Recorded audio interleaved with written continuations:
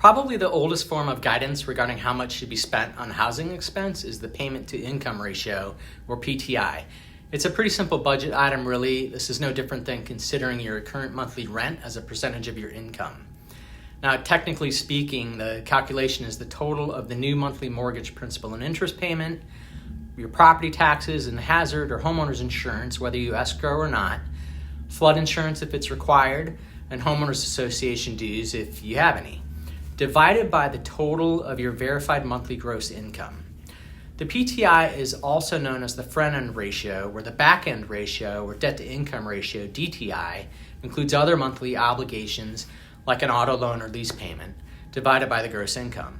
So when a borrower has no other monthly debt servicing payments where the PTI and DTI are the exact same, the government allowable or subscribed maximum expenditure for shelter is 50%. Now, one extremely important clarification is the divisor in this ratio is the gross income, or income before any deductions on your paycheck. So this isn't 50% of your take-home pay, but for the medium income borrower, it's more like 60 to 70% of your take-home pay, and it doesn't include utilities like water, gas, electric, or internet.